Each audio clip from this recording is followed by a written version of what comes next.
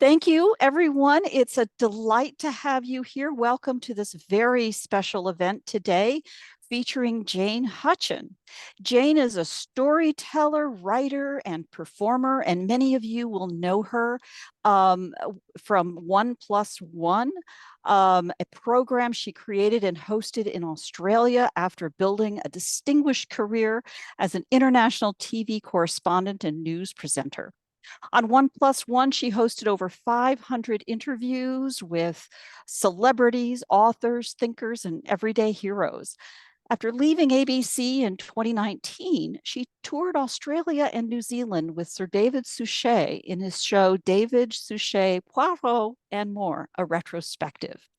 Ever inventive, Jane has continued to create. She wrote a theater piece to share her mother's story called Lost in Shanghai, which premiered to sell out crowds at the Sydney Festival in 2022. The show returned for its third season in 2024 with a national tour of Australia from Darwin in the north to Hobart in the south. Jane is passionate about sharing family stories and engaging in difficult conversations. Many of us on this side of the Pacific first met Jane here on Substack with her juvenile geriatric newsletter about family stories and new perspectives on aging. And over the last few months, she's become an incredible supporter here for us at projectkin.org and a wonderful friend to me. Her latest book is Rebel Talk, The Art of Powerful Conversations. And I'll share a link to it in the show notes, along with other goodies Jane is sharing for all of you as members of our community. Before we get started, a few bits of housekeeping. First, I'm thrilled to have a large crowd here today. I'm also recording this to share with all Project Kin members via email an hour or two after the program concludes. If you're not currently a member and would like to view the recording, no problem. Just drop us your email where it says subscribe at projectkin.org. To optimize the video quality, I'd like to ask all of you to disable your video and mute your mic during Jane's talk. More about that in a moment. Since this is a community, I know that many of you already know each other and you're more than welcome to use Zoom to chat amongst yourselves. While Jane is speaking, though, I'll be monitoring the chat for items that I can answer quickly and to queue up questions for Jane. Now, do me a favor, kindly add the capital Q before your questions you'd like Jane to address. Jane will conclude her talk with enough time at the end to take questions. At the top of the hour, I'll end the recording. And as those of you who have joined us for programs before know, you're welcome to stay for another 30 minutes or so for what we call the after party. With the recording ended, everyone's welcome to enable their video and mic again to linger for discussion without the pressure of that flashing red light. It's a great way to get to know each other as a community and just connect. So with that, let's just get started. Go ahead, Jane. Thank you so much, Barbara. That was such a lovely welcome. And as I said earlier, it's really lovely to be here on a rainy, drizzly Friday morning in Sydney. So what I thought I would do today is I wanted to tell you a little bit about me because that sort of informs how I came to family storytelling and ended up producing and writing this show, which was called Lost in Shanghai, about my mum's life. And what I've realized is that in my life, a whole bunch of things have been moving towards this moment. You know, the little hints that were dropped to me by uncles or aunties that I befriended along the way. They would sort of drop little booklets and cards and things which I kept and maybe wasn't interested in at that time. But when the time came that I did become interested in my family story, I'd look back and remember the card that I was made, especially by an uncle back in the 90s. So he must have literally cut and pasted everything and photocopied it onto a card for me. And then I thought I'd go into how I created my workshop series, which I called Beginning, Middle, and End. And I'm going to teach you a few of the things that I'm doing in that workshop, which might pique your interest. And I've gathered together a basket of goodies. So because I'm a bit of I come to this from journalism and writing. I am not a genealogist or a specialist in any form. I've done a beginner's course. But what I like to do is, I believe I belong to the Yogi Bear school of family storytelling. And that is very, not a lot of us are in that school. It's, you can sort of, it's like a PhD, I guess, except I write them out personally. And why I call it the Yogi Bear School is Yogi was into picnic baskets. And I also love the idea of collecting things like a big picnic basket, and you can put your resources into there, you can put your inspiration, and what I like best is the family stories that go into there too. Can be snack size. They don't have to be some huge, weighty 250-page PDF that you've been working on. We can do this in small parcels. So without further ado, I see there's a couple of things in the chat, and oh no, that's just Barbara repeating her wonderful instructions. I'll just keep going. And what I'm going to do now is I'm going to share a screen with you. Let me see. Okay, I do not have a share screen on my. Where are Just we going increase your here? window bit, perhaps, or the more button. The button doesn't seem to have any. That's a You bit may need to annoying. make your window bigger. It's full size. Yeah, that is weird. Try Maybe the I make it try less full the more size. button.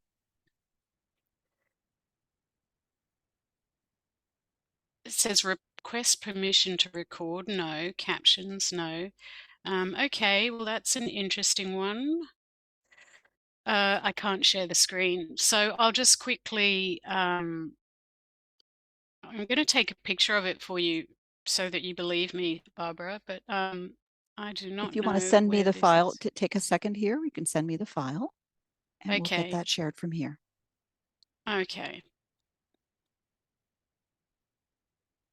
Okay.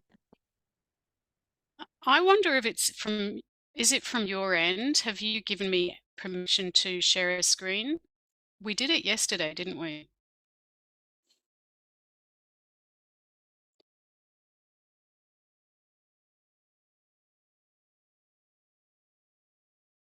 Everything's all set for all kinds of sharing, so you should be fine. That's not a Okay, problem. right.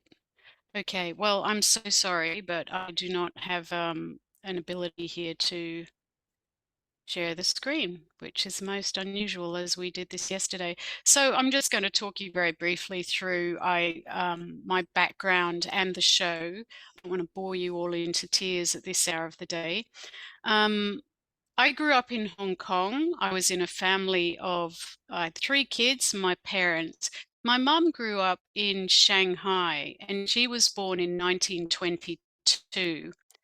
Um, her early life was quite traumatic. She was sent away from her parents and shunted between relatives and eventually sent to Hong Kong. And then her mother had died. My mom nearly died from diphtheria. And then her father died. He actually took his life. And as I was growing up, this story, it took on greater significance to me as I grew up. I always knew that mum didn't have parents. We didn't have grandparents on that side, but I didn't know the full story. And mum would always say things like, "Oh, my father died," or "My mum died when I was very little," but she didn't tend to explain the bits around that. And she was always a very resilient character. I don't think I saw her cry very often. So when I became an adult and I started actually getting interested in her story, I realized that we had this whole village of people in our family because mum was mixed race. She was Eurasian. Her forebears, one of them had come from Scotland and had a wife. She wasn't really a wife, she was more like a mistress, three children. So that started a new branch of that family. And all of this began to fascinate me. So during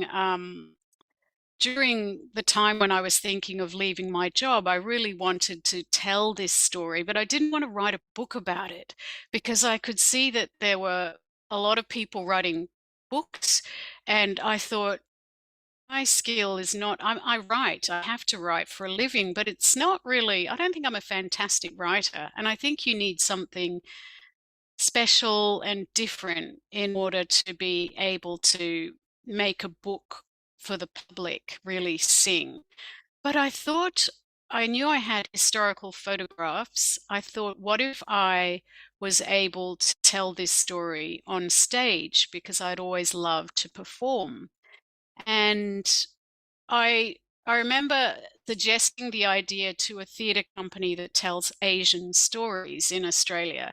And I remember when I was hitting the send button, I thought, this is just not gonna, why would they take me, but they were interested, and we sat down. I showed them what photographs I had. Then COVID hit, and that actually gave me the chance to look for more photos. And my brother and I actually found literally a whole drawer full of photos at my cousin's house. And he had died, but his wife said, I've got all these photos and I don't know who these people were. And it turns out it was a lot of the photos of my mum and her family around the time she was in Shanghai, which was just the most astonishing gift for a storyteller. So we were given a position at the Sydney Festival, which is an annual summer festival where they actually they don't want to just want to put shows on, they want to make shows specifically. So we secured funding to get Lost in Shanghai made. We actually made it over Zoom. We had about 7 or 8 sessions over Zoom. And I was just going to show you we had we literally, I was interviewed on Zoom very much like I'm talking to you now, and we recorded all of them, and then I had them sent to Rev, a transcription company, and I won't go and grab it because I'll have to take my headphones off there, but they came back with a sort of a bundle of about that thick. It was about 10,000 words, and that was the kind of the blueprint for Lost in Shanghai. And I just thought that was incredible that 5 to 10 hours of talking produced the material that went into making this show. And of course, it wasn't just that material was put into the show. We had an expert dramaturg, a word I'd never heard before, who's someone who makes my words and information into something which has a theatrical narrative. So, of course, at times you've got to bring people up, and then things go really sad and sideways, so they bring you down. And so that's what a dramaturg does. They know how to script for theatre. And without her, she was amazing. Her name was Tasneem Hossein. She's very young. She's in her early 30s, but she made the show really come to life. And I've literally just finished the theatre tour, but I still have big questions about some of my forebears. And those questions that I still have inform what I want to do going into the future. And it's not finished. So Lost in Shanghai might be finished, but I think my own search into my family story is very much not over. Um, so that's a little nutshell about me. And then the work I did as a presenter and an interviewer for 1+1, I didn't realize after I finished that job, apart from the fact I'd done 500 interviews, and many of them are just freely online, either under the ABC website. They started to YouTube them as well. So usually you can just Google Jane Hutcheon and Amy Tan, for example, or Jeff Kinney, the guy who wrote the Wimpy Kid series. Um, I was the last subject for 1+1, so I was the final show when they got another well-known interviewer at the ABC to interview me. And again, I was able to use that interview as part of my research for Lost in Shanghai, the later versions. Um, so it was really interesting to see how my whole life has kind of given me the skills that I want to use to help people tell family stories. And later well, I can talk to you about that now. So those interviews made me realize where I needed to go when I'm talking to someone about their lives. And sometimes someone would sit down and you could tell they weren't really. Maybe they had agreed to do the interview because it was for publicity, but their body language told me that they didn't really want to be there. So I would have to find ways in a very short space of time, because I would literally meet them. You would have a few minutes, we'd sit down in the chair, the cameras would go on, and I'd have to start the interview. So there was always what I used to call a kind of icebreaker question. I would call it my Kickstarter. And I would sometimes work on this Kickstarter question for weeks, because that's the thing in the sense that's going to crack the walnut. So I'd look at this person, and sometimes the producer would have told me something they said in the changing room when they were getting their makeup on. They might have said, "Oh, did you know he's just recovered from heart surgery?" or something like that. And so I would use that information, or I'd look at them and I'd sort of think, "Oh, they look really tired. Maybe they're just really over this." And or I would say something funny like, what's your favorite Australian animal, or what's the animal in Australia you'd most like to meet, or just something to sort of break the ice. So I think that time with 1+1 really helped me in terms of crafting life narratives and also recognizing the value of questions. So I told you before about the Yogi Bear School of family stories that I apparently excel at. Um, Yogi Bear, uh, the basket that whenever I'm setting out to, add to my basket of stories, I think of a three. It's called Rio. I always think, have I done Rio? RIO. And RIO is very simple. It stands for research, intention, and outcome. And if I don't set myself this minimal task, it's such a small thing to do at the beginning of every project, to ask myself, okay, what are the resources I have for this? What is my intention? And what is the outcome I want? And I think the most important of those three is the intention, because if you don't actually have a target for what you're trying to do, everything's just like a jellyfish. It's just all out there and very hard to corral. So I like to just put these three things at the top of a page, whatever I'm doing, and I always think, have I done Rio?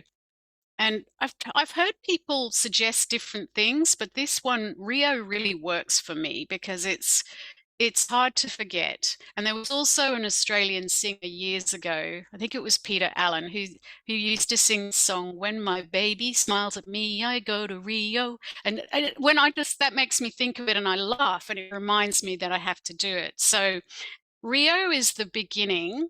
And my intention, if I look at my family story work, is really to look at themes that I'm really interested in. And I think people in my ancestors were driven by curiosity or desperation. Really, I think it's as simple as that. And I like to think that, okay, I don't always feel that I'm um, desperate, but I do think that curiosity, desperation, because the story of empire, there's a lot of curiosity and inspiration, and we can talk more about that at another time, but I won't go into it right now. Um, and I'm just trying to see if there's anything. Yeah. So Barbara likes Rio, and I think you'll find it a really simple and approachable thing just to do that before you start a project. It might help you narrow things down, and narrowing is a good thing. So, with the three workshops that I'm hoping to do, and I will definitely design a beginning, middle, end for an international audience. I've kept it to Australia at the moment because I want to be able to post out all my resources. I believe in tactile and interactive. So at the moment, I'm not feeling very tactile and interactive with all of you, but I'm hoping, as soon as the talk part is finished, I can't wait to hear your questions and see your expressions. Because that's how I like to do workshops. And I think that's the beauty of online these days. We can have things that are partially tactile. If you have some of the notes and the booklets I've sent you, and we're talking to each other, it's not as good as in person, but oh my goodness, it's a lot better than not having it at all. And it's certainly better than having to, pay thousands of dollars, which we can do in some of these workshops and retreats. It's just so we should use this easy connection that we can have and use wonderful communities like Project Kin that Barbara has created to, connect and learn and be as tactile and, just face to face as we can. So what do I do differently? I mean, I thought, why do I need to do these workshops? But I wanted to show people that, some people struggle with the finding the information, some people struggle with the storytelling aspect. But I think if you can make the storytelling aspect aligned to your own skills, then you're on the right track. So I'll tell you the things that I think I'm fairly good at that you might share some of these attributes. I love to play in the sandpit of archives. So I will, if I find a library or something like that, I just sort of think, oh, what have they got in here? What goodies are there that they don't tell you about on their front page? So I love to go in and delve and see what I can find, whether it's amazing sets of photographs that haven't been published, or beautiful designs, or little magazines that individual people have published. I found a lovely one that was all about the area I live in Sydney, which is called Coogee. It's a seaside suburb, and they actually used to have a pier, and they had a pavilion that had a shark in it for a time in the swimming pool, and that was around 1933. And I found a wonderful booklet that was made by a businessman in 1929, and he had commissioned drawings for it. And I just thought, just to come across something magical like that. So that's what I mean by playing in the archives. So I am curious. I wonder whether I am, yeah, it might be something that's wired in my brain. I have a short attention span, but I think that's not a problem I'm alone with there. I know how to interview, and I'm not afraid to sit down and interview people, even if I don't know them very well. And sometimes I use interviewing um, when I don't want to talk about myself, or I feel very self-conscious. For example, I took an Uber the other day, and the driver was very intrusive and asked me a lot of questions, made assumptions about me that I'd had a day out shopping. Because he saw a bag, and I said, no, well, no, I haven't. And rather than shut down, I sometimes turn the tables and start to interview them. And they don't not always know that I'm trying to do this, but I try to just do, well, where have you been before here? And I noticed that you've got, is that Christian music? So which church do you go to? So I try to use things in a way to not talk about myself. And that's an amazing skill to have as well when you think about it, if you can learn to be the listener and not just the talker. And so I think listening and interviewing goes hand in hand. I'm not the best listener, but I'm much better listener than I used to, and it's still something I like to try and hone on a daily basis. And the last mini skill I have, I suppose, is that I really like to spot a good story, and I think I'm able to spot a good story. And when I was working in TV full time, I used to get maybe 5 to 10 emails every week of people wanting me to read their homemade life stories. Sometimes they had already published them in books, and sometimes they were like the massive PDF, um, because they wanted me to interview them on my show. And or some people just wanted feedback and advice about, how they get a professional publisher. And I I like to read people's material. I've recently done it again, and I am quite honest about, I said to somebody recently that um, I always have a positive message, because there's no point saying, oh, like my teachers used to say to me, this is unreadable. I say things like, huh, that's interesting. You did a little radio podcasty thing about your father, didn't you? I Because I usually Google them, and I tell them they can turn some aspects of their story into just a row of little micro essays about particular objects. And I think in family stories, it's really about finding the right fit for that family story. I think there's quite an obsession of people wanting to write the big fat book with all the information. And I think that's a big burden for a lot of people. So why not start off with a simple, small, short project that perhaps could be as simple as how my mum went to school, or how I went to school, and write it down for my teenage daughter. And I think a great method, so this is what I do in the first workshop, beginnings. I'm really interested in tapping into what people have done, what they use to help their writing. Have they actually written something that is in the bottom drawer, or have they got aspirations to write something that hopefully won't stay in the bottom drawer? And a lovely tool that I'd love to share with you now is something I came across by the author Gretchen Rubin. I think her latest book is Life in Five Senses. And she's, I think it's in the show notes as well. So don't feel you have to go out and get that unless you really want to. But she describes a way of doing a portrait of somebody using five senses. And with each of the senses, there's 5 dot points.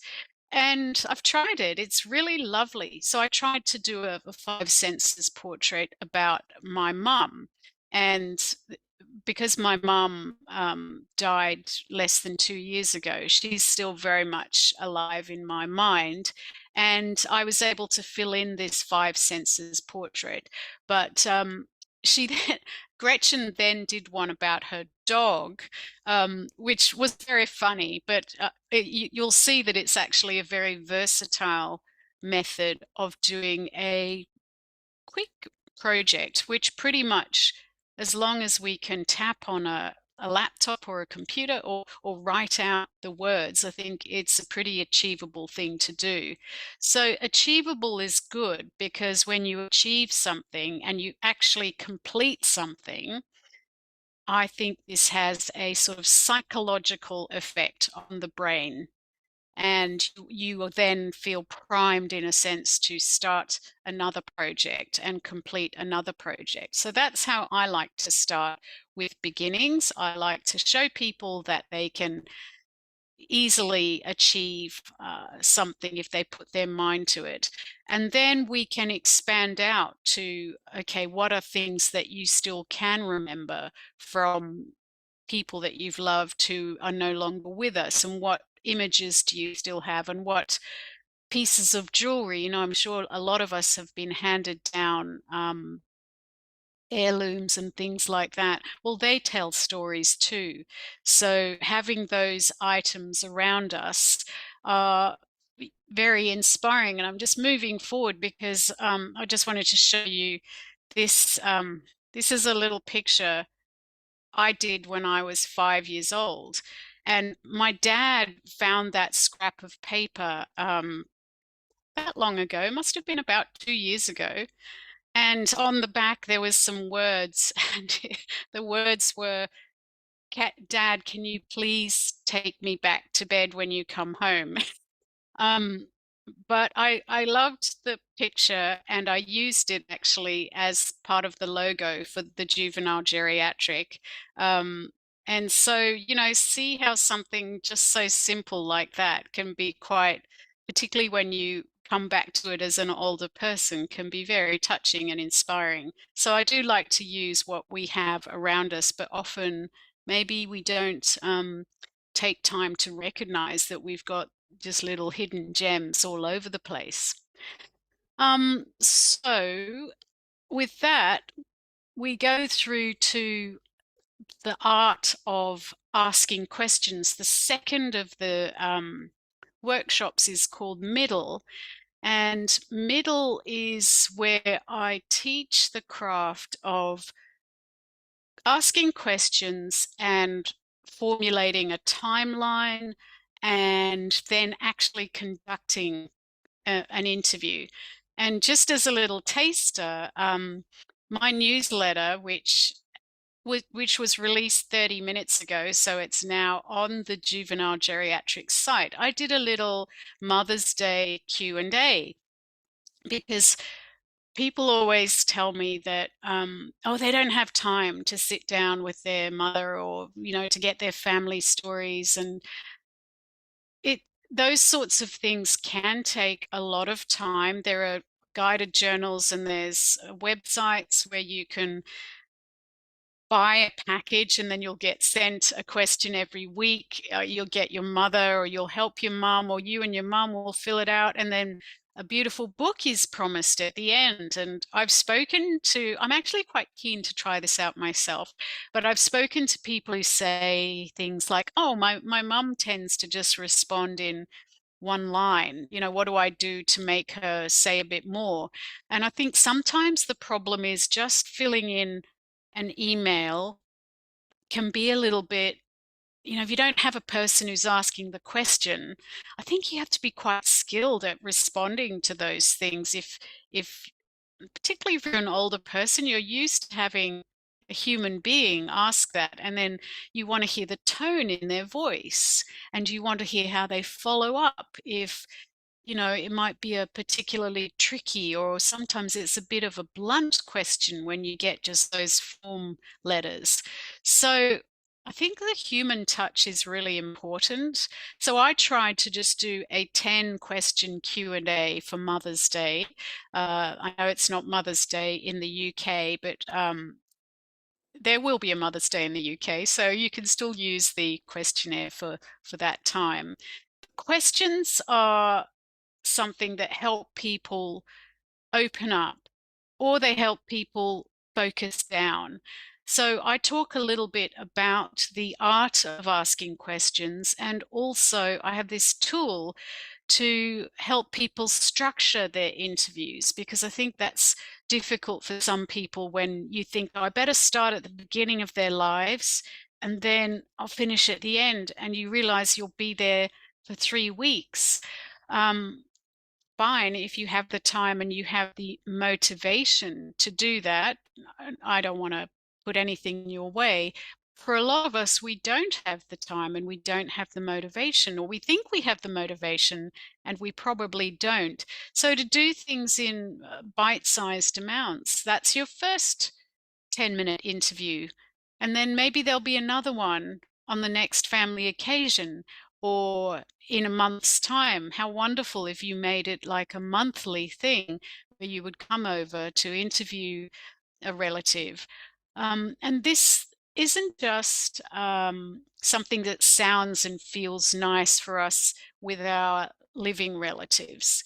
I've had many family members, as I know all of you have, who've had diagnoses and um, illnesses and accidents, and sometimes they're life changing. And suddenly their stories become very important to collect there and then.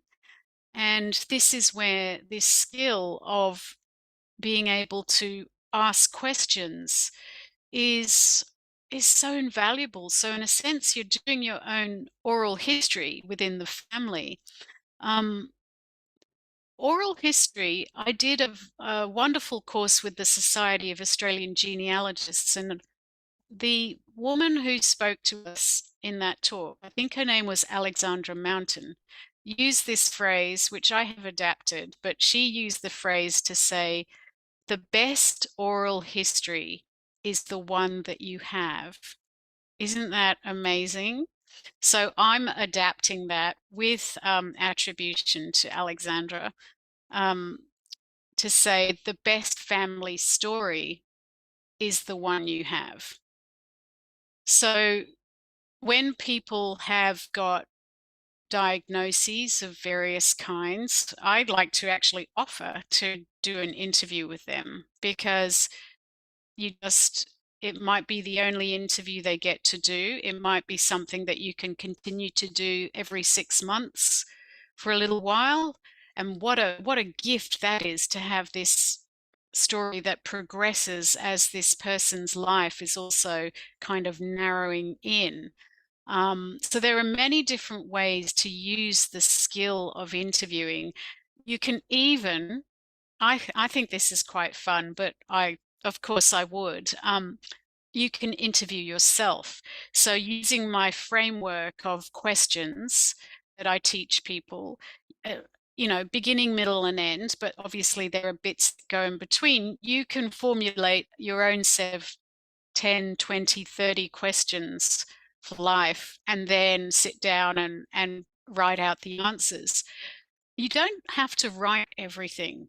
Speaking, like I'm doing to you now, I mean, I have notes here at the side, but I'm not really referring to them. I'm just making sure I keep on time, and I'm making sure I'm keeping basically on topic. But see how easy and free it is to just talk.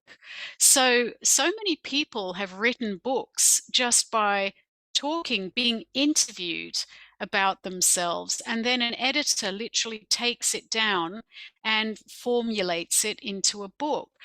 And there's actually a couple of books that we're going to put in the show notes as well that uses the interview as a structure. And I think interview structure, that's basically where you have a question followed by a whole bunch of text, another question, text. And I'll just lean out of shot here to show you this book by well, it's probably all back to front. This is Judi Dench, Shakespeare, The Man Who Pays the Rent. And Dame Judi Dench, uh, you know, she's spent so much of her career performing Shakespeare. What I love about this book is it's an interview between her and one of her colleagues in the theatre, who decides to sit down and ask her about all the roles she's played. And of course, as part of this, a life story comes out in bits. But I just love, and she's also, those are her paintings, her illustrations, because she loves to draw and paint, but her eyesight is, she's very nearly, she has low vision for sure. Her eyesight is really troubling her. So I love that idea that this is basically a full published book out of a conversation. And yes, there are editors and people have massaged words and made sure that the structure works, but you can do that too with your interviews. You don't, I say that you don't have to use the exact words. You can cut out, say, for example, if someone has said a lot, you don't put that in the final transcript. You remove all of that. You can use, for example, AI to make it more user friendly if you have access to those tools and you want to give them a try. Otherwise, I just read it through, read it aloud, as I think Karen told us in a recent recording. Karen Ray. You read it aloud, and that's the best way because your ear picks up on all the little anomalies and you just take them out then. So that's my best advice for editing, is just to read something aloud. But the interview format, question, answer, is really neat. It draws the eye to specific places as opposed to just unbroken pages of text. And I think people are starting to use it. There's another series, I think, called The Last Interview, and I read with interest the one with Anthony Bourdain, chef. Um, it's becoming a bit of a thing, and I think it's a beautiful thing for you to try, particularly in your own family stories. So, yeah,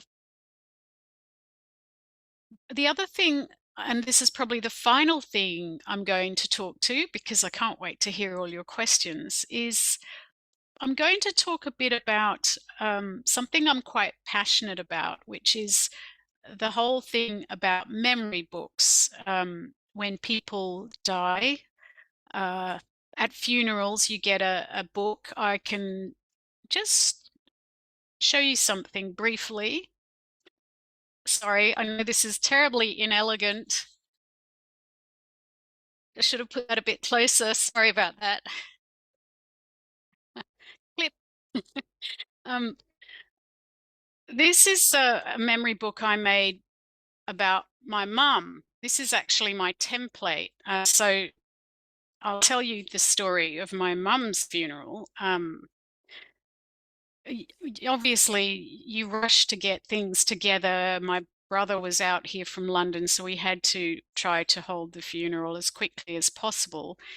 And my brothers said, "Oh, you do the eulogy." But of course, my brothers said that, but they also contributed so much. I mean, I wasn't alone. It's just that they nominated me and I wanted to do the eulogy. But they all helped me, and my older brother, who's also a writer and journalist, he edited it and all that sort of thing. So that was really good. But the thing that got me was that I was worried that the booklet that we had made for handing out to the congregation did not reflect who my mum was. And there were a lot of lines about please stand up, please sit down, repeating certain. I know my mum was quite a religious person. I'm not really. But I recognize that there are poems and also are parts of the Bible that she loves. So I do know that. But I think the other stuff, I just didn't know why it had to be in a booklet that we all tend to keep. So I thought about creating a kind of memory book that would reflect her as a person. And this is such a simple design. I did do this on Canva, but basically it's the only template is that is that it's a closing book, really. And then the other thing you have to get, which I can give you, is how to number things. But what I loved about this, so all I did here, because this was a trial, was I put the eulogy I wrote for my mum into this booklet. And I'll just sort of spin through it slightly. So we produced these little cards that I wrote, thank you letters to people on. And also, interestingly, I had several of those cards left over afterwards, and I used them to record things I remember about my mum that she liked. So it might be she liked chicken's feet, she liked marzipan, and I make lists of that on these cards. I've got about 3 or 4 full cards now. So then I did the eulogy with photos. Got to have a photo at least on every page. Did a newspaper clipping from when she left her job as a journalist in Hong Kong. Um, and then here's what I'm really, really excited about. Look at this. So this is like a library card holder. They're quite big at the moment as a sort of stationery item, but I found a little recipe of my mum's and I printed it um, as a template. So there were 4 of these on a bit of card, and I've put that in the little library card holder at the back of the book. And I could go nuts. And in fact, I do plan to try and design a few more interactive things like that. But I reckon if you were to give something like that to special members of the family, maybe it's not something that you could get printed in 4 days, particularly after a funeral, because it takes such a lot out of you. But for me, remembering my mum with this, and I've also got the order of service there too, but I really invested myself in this, and I'm really happy with it so far. And I know it's something that's still in development, but if I could also write out notes and give people a template so that they could do something like that. And I'd certainly be very happy to help anybody who needed to do that, help you, just over a Zoom call or something like that. Because again, these stories, we want to know more than what is the dash between a birth date and a death date. And we want to know not just what that person did, we want to know who they were, the being of a person as much as the doing of a person is something I like to say. So that's my little project, which I would be working towards in the last workshop of the series. And yeah, I love Canva is great. I know a lot of people struggle with it. It's all it is, it's assisted cut and paste. And if you like a bit of cutting and pasting, you can do that yourself. My dad used to make booklets literally by using colored pens and then cutting things out until they literally fitted the size of what he had to do. We've still got those books today. So you don't have to be technically fantastic with things. It's fun to play, and you will get better even if you start not knowing very much. You will always get better, but you can just as easily do things with scissors, glue, and a printer. I'd say grab a cheap color printer. That they really are pretty amazing these days. Um, and now, before I go to your questions too, I just wanted to let you know that there's a couple of little offerings from the picnic basket, and I thought I'd just take you through what they were so you'd know what to do with them. And it's lovely to see people using some of these tools and just reading what we have to offer you, because this community has just got such a lot to give. And I think we're exceptionally lucky that we do this and have this literally because of Barbara's hard work, and we don't have to pay for it. And so really just use those show notes and try to get as much as possible as you can out of them, and let us know what you think, because we also are very, very keen to have your feedback and to hear what you have to say. So 2 little snacky things that I've put in the picnic basket for y'all. This one is a game that I made about 5 years ago. So I made it, but I didn't do the design. I had a very dear friend. I have a friend, Joanna, who did the design work for me. And it's a game to play with kids. You need a jar. Um, you basically stick the label on the jar, and there's sort of all sorts of questions inside. Um, which are sort of family story related questions.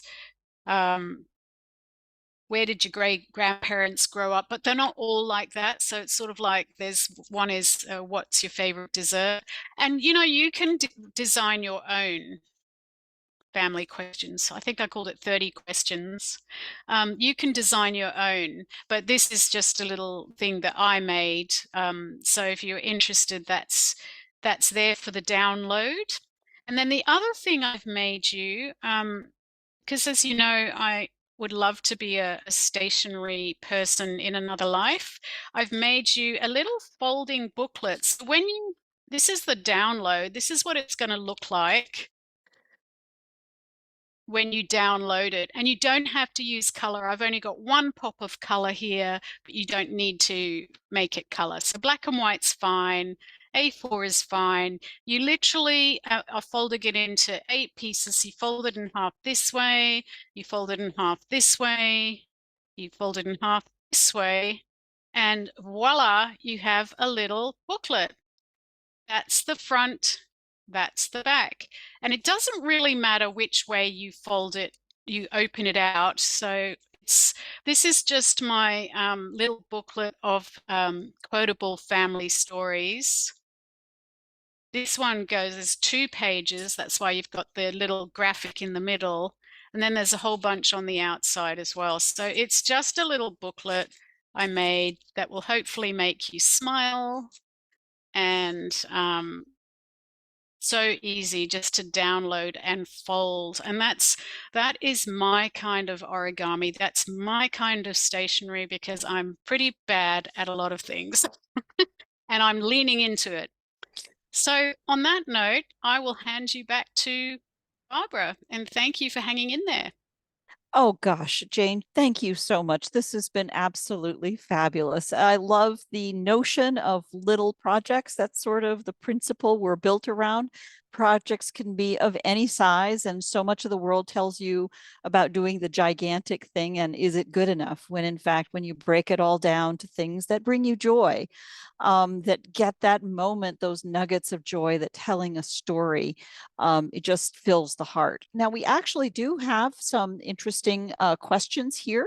Barbara Dawson, would you like to go ahead and turn on your camera and microphone and ask your question yourself? Yes, I've written it. This is what happens if you cannot interview your mother because she's deceased. Can you pretend? I just had this brilliant idea. You probably had it before. Pretending she's alive and I'm interviewing her because I know so much about her. And I just wondered whether that was a good idea, or am I just trying to make it harder for myself? No, you see, I love. Sorry, Barbara, I cut you off. Did you have anything else that you wanted to? No. I'll talk about that just after you ask the question. Yes.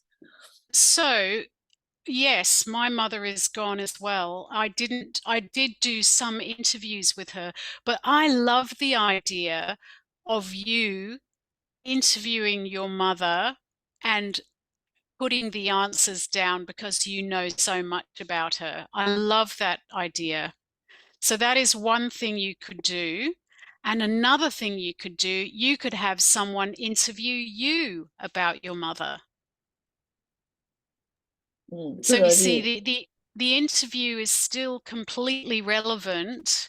We could knock ourselves out, and I could, in fact, I've just given myself an idea based on your question, interview my great-great-grandfather, the one who came from Scotland to China and lived with the Chinese woman and had 3 children, never told his family about them. And, I probably would have the question, what were you thinking? But, Yes. We can be creative. Absolutely. Yes, well, I just feel bouncing off you too, because I don't know if it's in the notes, but my mother was also born in China in 1922 of British parentage. And of course, I want to ask, why did my great-grandfather, what made him come to China, Tientsin it was, in 1860? And I don't know that story, but I could ask him, and it could suddenly happen in my head because I must have heard it somewhere in my childhood. That question will really help you focus on things, because remember I talked about curiosity and desperation. That, I think, was the empire. That was their Rio back then. I think that people of the empire would think, what am I? What do I need to do here? Am I curious? Or, if I don't leave, how will we live? Or something like that. So that's a great sort of self-exploratory way to go about things, Barbara. Thank you so much. You've given me a whole bunch of ideas now. Thank you. I want to thank you so much again. I'm going to take this pause to end the recording, and then we can all stay on the program to continue the conversation a little more casually.